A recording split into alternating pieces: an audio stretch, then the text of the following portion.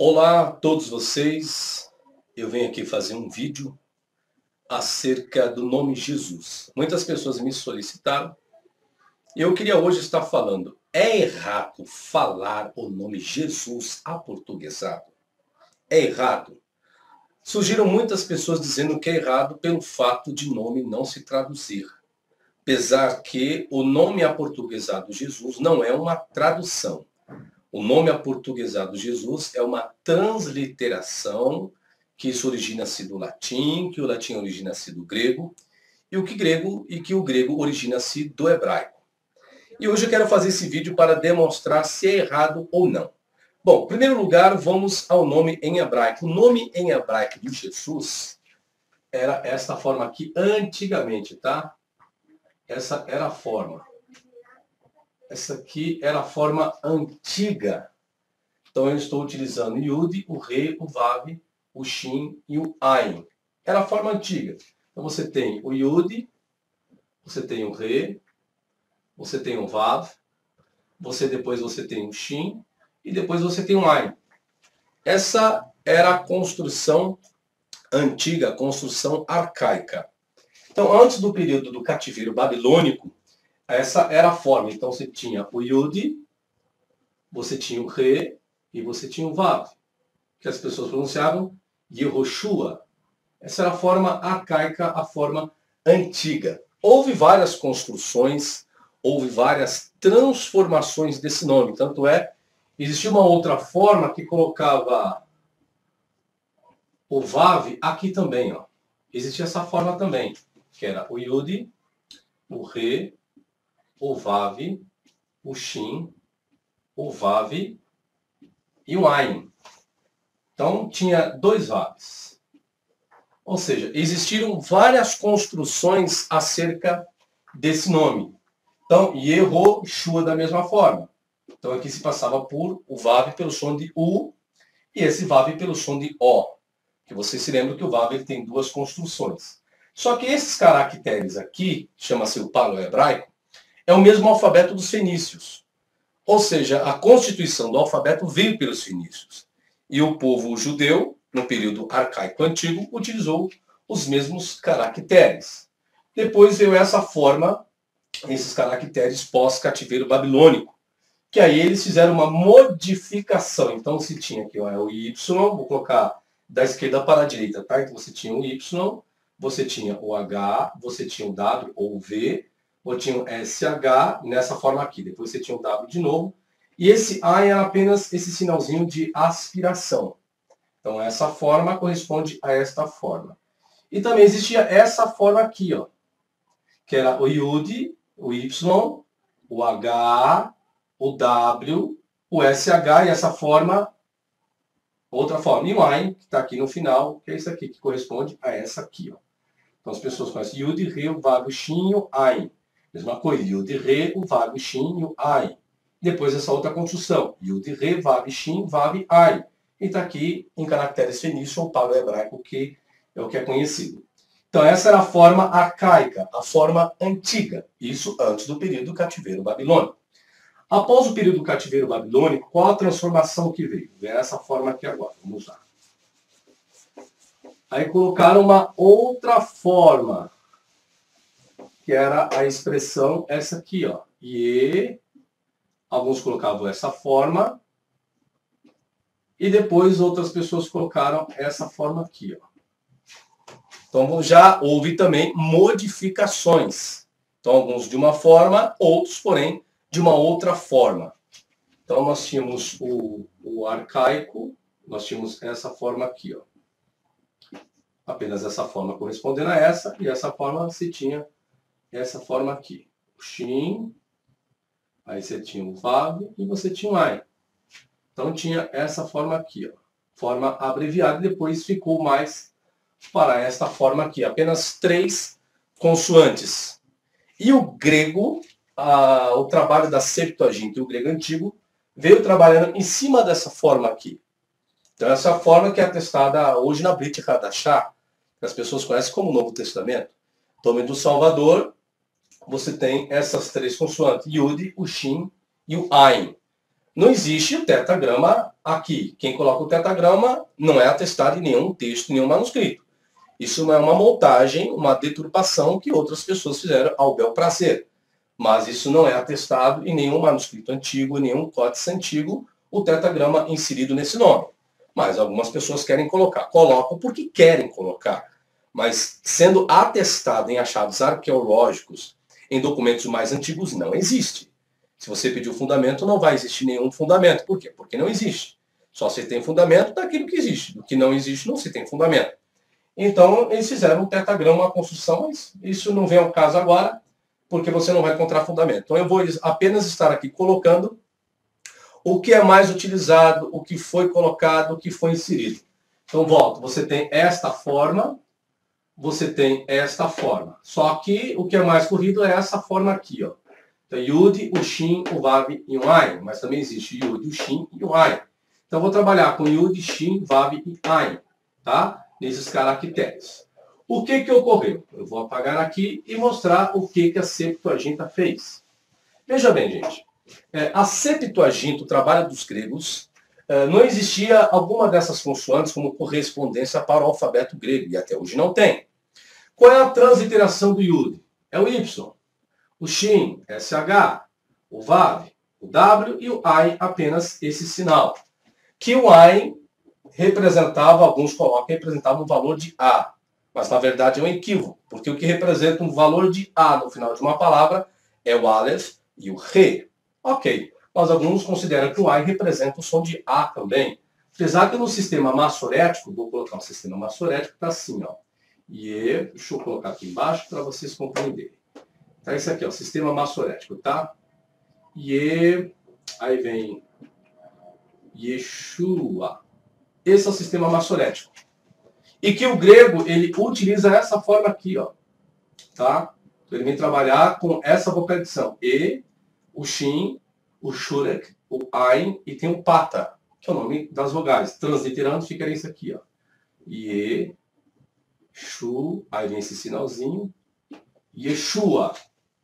Agora, Yahushua, não, isso não existe em nenhum achado arqueológico, em nenhum documento.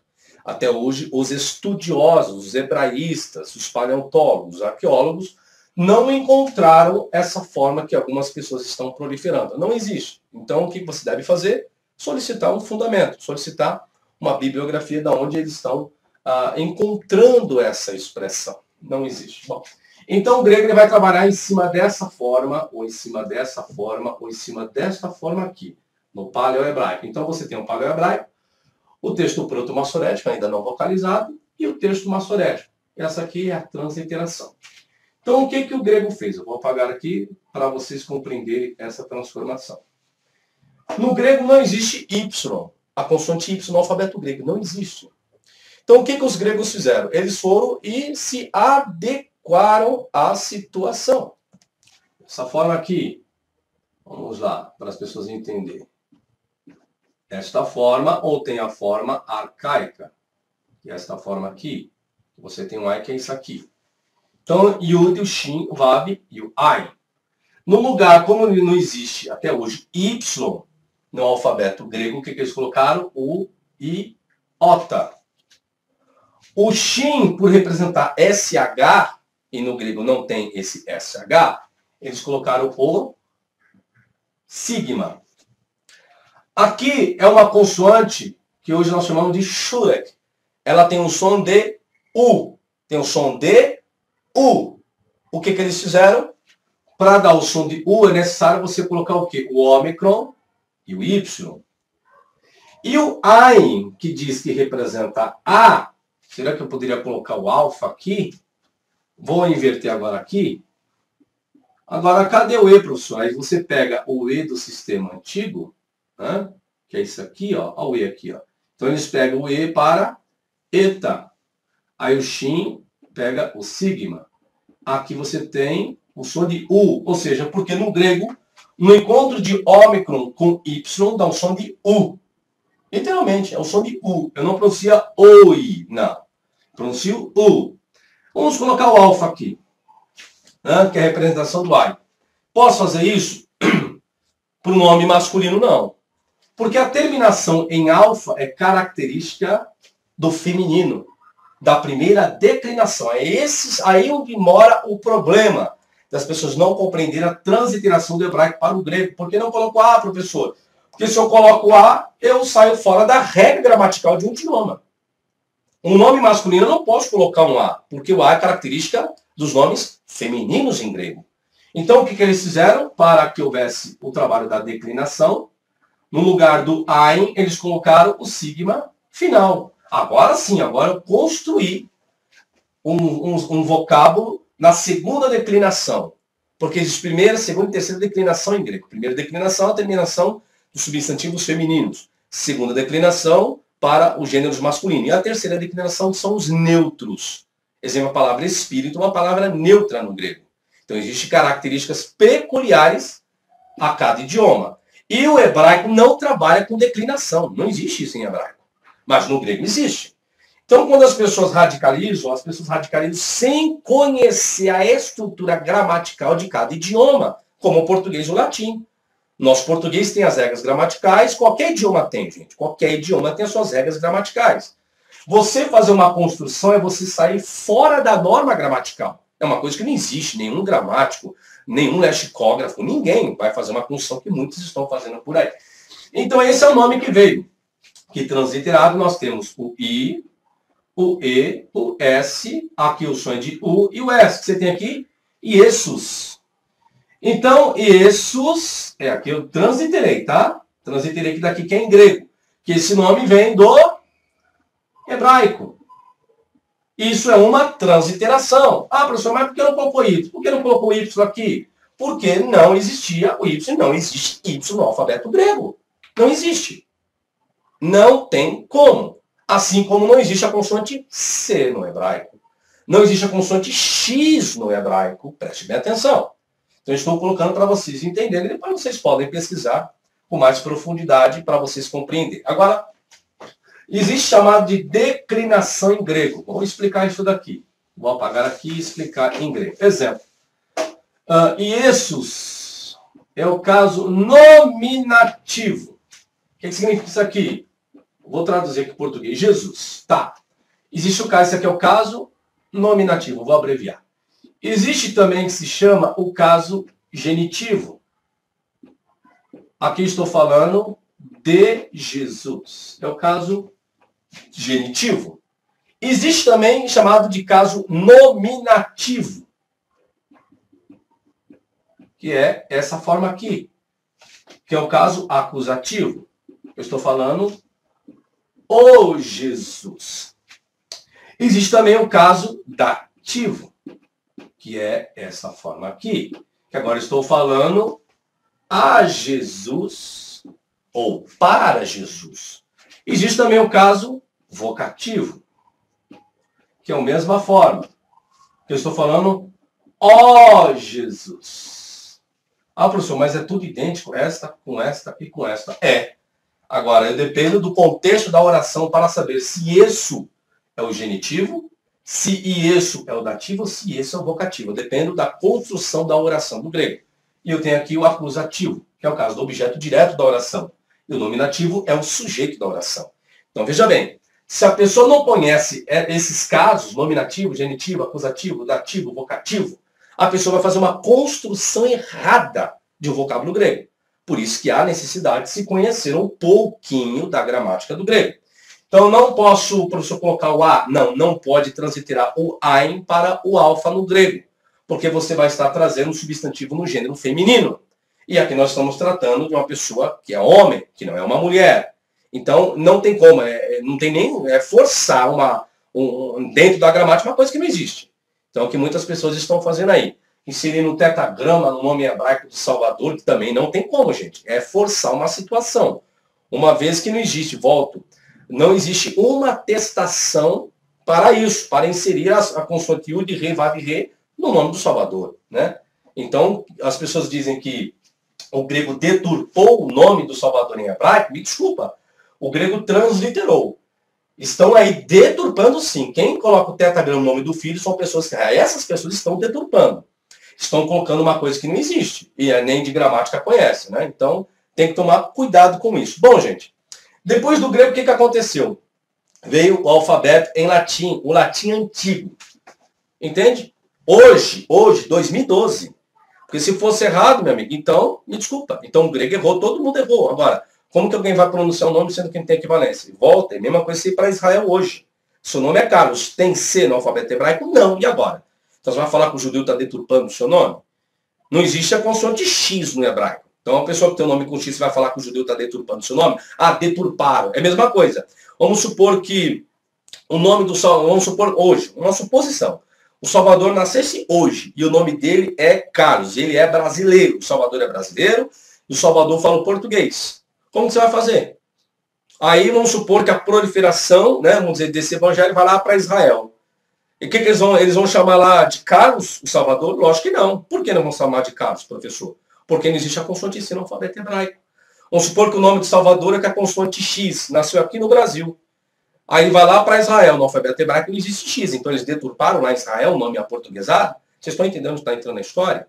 Então é vice-versa, gente. Então não tem como levar ferro e fogo. Tem que conhecer a história, a estrutura de transliteração. Não é tradução. Eu não estou me referindo à tradução aqui, estou me referindo à transliteração. E a transliteração você tem que adequar. Ah, mas professor, mas sai muito do sentido, do significado do nome. Sim, você fala isso com a cabeça hoje aqui em 2012. Aí outro problema volta, aí as pessoas ignoram o tempo. Você não pode ignorar o tempo, de quando foi a construção.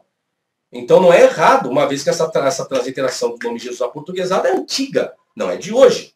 Né? Então acho que tem que pegar um pouco mais. Bom, a letra J foi usada para corresponder à letra I, olha só, no final de algarismos romanos, quando na sequência de outro I. Então o que se tinha antigamente? Se tinha isso aqui, ó.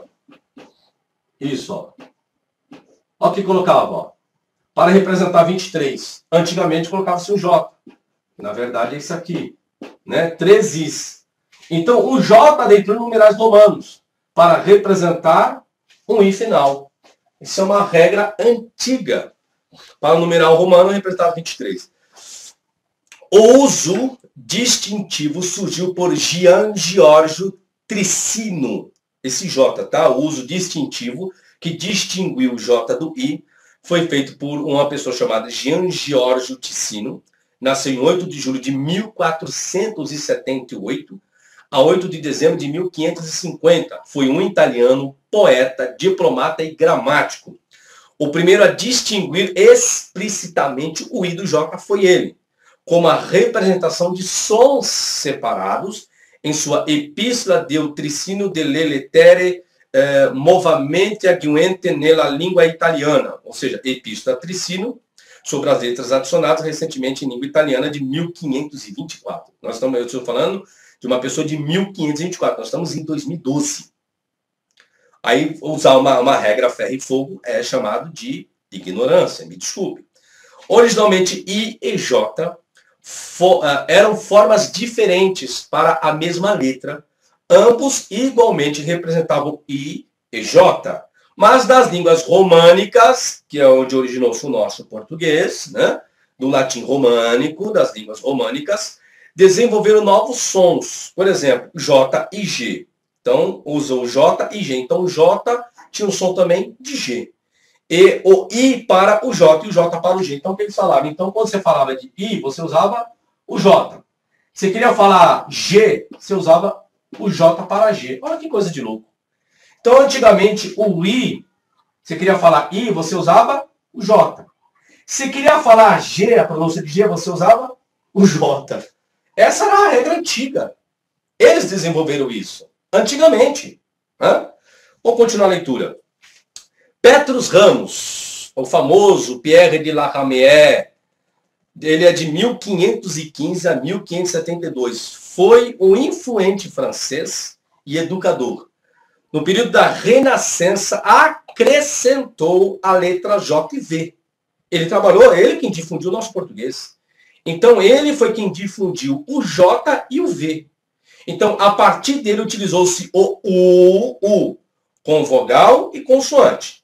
Como consoante representava o V. Então, ele queria usar o U. Para a vogal, era U. Opa, deixa eu mudar, que senão eu vou pensar que é um V mesmo. U. Quando eu quero colocar essa forma aqui, esse U para uma consoante, não essa mesma forma, seria um V. Isso era a regra antiga. Isso você vê em nomes aí, em latins, que o nome Jesus era escrito com V. Então, ou seja, era uma regra antiga. Assim como I como vogal, então tinha o I como vogal, era I. Agora, quando ele queria usar o I como consoante, era o quê? Era o J. Então, eram as duas regras antigas. Ó. O V, o J e o V. Então, existia o U e o I. Como vogal, era U. Quando eu usava o U como consoante, qual era a forma? Era V. O I como vogal era I. Quando quisesse usar o I como consoante, não usava essa forma aí. Eu usava o J. Era a regra antiga. Agora, eles erraram? Lógico que não. Lógico, na cabeça de muitos hoje diz que eles estão tudo errado. Agora, quem viveu na época dele para ver o procedimento e o processo deles? E nós estamos em 2012. Vai passar-se o tempo. Lógico, nós não estaremos aqui, nessa terra viva. Alguma pessoa vai falar que o que nós fizemos aqui em 2012 foi errado. E nós sabemos que a linguagem está em evolução. Daqui a pouco vai chegar novas consoantes. Ou seja, se existiam consoantes raquíticas, foi evoluindo, igual no português. O W entrou, o Y entrou no português, não existia. Então você vê que a evolução vai indo dependendo de cada idioma, de cada região, de cada país. Ok. Outras particularidades são as consoantes K, do latim antigo, usadas sempre antes de A. Então o K, a consoante K, ela só era utilizada quando antecedia o A regra antiga. E o Q era usado antes do O e do U. Olha só as regras antigas. Para você usar Q, tinha que ser antes de O ou de U. Agora, o que aconteceu? Diz que foi caindo em desuso essas regras. Foi caindo em desuso, isso sendo substituída por C na maioria das palavras. Então, o que aconteceu? O K e o Q, foi substituído pelo C. Vou utilizar aqui, ó, pelo C. Olha só a evolução linguística que surgiu. Quanto para o G, foi substituído tanto para o K quanto para o G. Com o tempo, acrescentou-se um traço na parte inferior da letra para diferenciar os dois fonemas. E assim surgiu a consoante G. Então tinha um C. Aí eles fizeram o quê? Colocaram um traço. Pronto. Ficou G. Essa é a história que existiu. Então, onde eu queria chegar é explicar isso para vocês desse nome Jesus. Então você viu que existiu na história do alfabeto latino. Eu não posso ignorar isso. Me desculpa, gente. Ignorar é não ter informação e não ter fundamento para sustentar a sua ideologia. Então nós temos, vamos lá, voltar de novamente. Então nós temos o nome, oh my God, não é com re, é um Shin. Pronto, nós temos aqui, nós temos essa forma. Depois veio para o grego essa forma. Que aí veio para o português o quê? A palavra no I. Lembra que o I, eles como consoante, eles colocaram J. O ETA é E para o português. O S é o S. Aqui tem encontro biconsonantal. Desculpa. O encontro ditongal no grego. Que é a forma o som de U. E o sigma final aqui, ó. Jesus. Olha só o que fizeram, gente. Então, Jesus vem do grego, que eu já expliquei que não tinha como fazer a declinação correta, que esse vocábulo vem aqui, gente. Tudo. Isso é transliteração. Não, professor, mas é um nome pagão, Jesus, tem que ser um nome hebraico. Aí eu falo, gente, volte e acorde para o tempo da história. Existia o Y no alfabeto grego, como que os gregos iam transliterar o nome quando não existe uma correspondência? Então, vocês querem... Está aqui. Estou explicando, estou ensinando, não há problema algum. Então, se você defende o nome em hebraico, fique à vontade. Você defende o nome em grego? Fique à vontade. Você defende em português? Fique à vontade. Há problema? Não.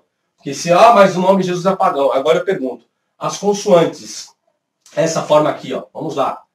Vocês sabem de onde originou-se? O hebraico. Agora vocês estão pensando que o hebraico foi a primeira língua do mundo? Não. O hebraico pegou o sistema alfabético dos fenícios, não é isso? Os fenícios. O nome das consoantes vieram da onde? Dos caracteres em hebraico. De onde vieram? Vieram da escrita egípcia, não é isso? É, da escrita egípcia. Tanto é o nome Aleph. Aleph é o nome da primeira consoante, né? Do paleo-hebraico, não é isso? Do paleo-hebraico. Né? E dessa forma aqui, ó, paleo-hebraico aqui, ó. É o nome Aleph. E o que significa Aleph? Boi. Escrita egípcia. Boi. E o boi não era idolatrado no Egito, não? E agora?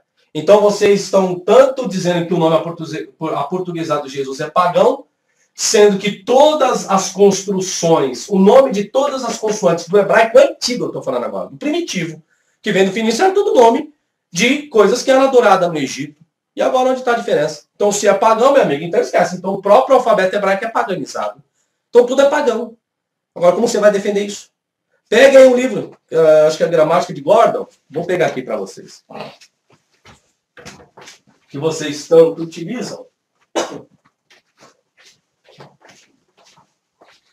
Exemplo, utiliza-se a gramática de Gordon, não é isso? Aqui, ó. Olha o que Gordon aqui, ó. Tá até aqui, ó, Gordon. Então, eu vou mostrar para vocês aqui, ó, o alfabeto de Gordon. Aqui, ó, Gordon. Tá aí. Olha a capa aqui, ó. Gordon. Então, o mesmo. E Gordon apresenta.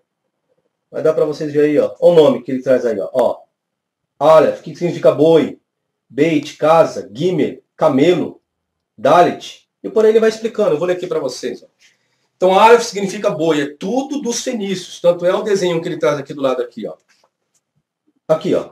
Aqui, ó. Desculpa, aqui, ó. Hieroglífico, ó. Hieroglífico. Olha o alfabeto aqui, ó. Arcaico. Esse aqui onde está meu dedo, é o cursivo. Hoje em Israel é esse o formato. Isso aqui é hebraico moderno hoje, tá? Essa aqui é a escrita quadrática. Essa aqui é a escrita pós-cativeiro babilônico. Essa aqui é dos fenícios, ó.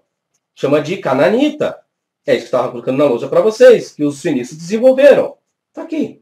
E aqui é a parte antiga. Tá aqui, ó. Hieroglífico, aqui, ó. Antigamente a escrita era assim, ó. Tudo com desenho. Então, o alfabeto que todo mundo diz, essa é evolução. Então, vinha do hieroglífico, que é egípcio. E egípcio era o quê? Era monoteísta. O povo egípcio era um povo politeísta, considerado um povo pagão. E agora? Então, você tem aí o nome de todas as consoantes do alfabeto hebraico, que descende de onde? Dos egípcios. Então, se esse nome aqui é pagão, aportuguesado, então o nome, qualquer nome em hebraico descende de consoantes, que o nome dela vem da onde? Dos egípcios. Os egípcios eram o quê? Pagão. E agora? Você vai radicalizar? Agora cada um fica à vontade. Muito obrigado, gente. Espero que vocês tenham compreendido toda essa história e estrutura. E até a próxima. E até mais. E tchau, tchau.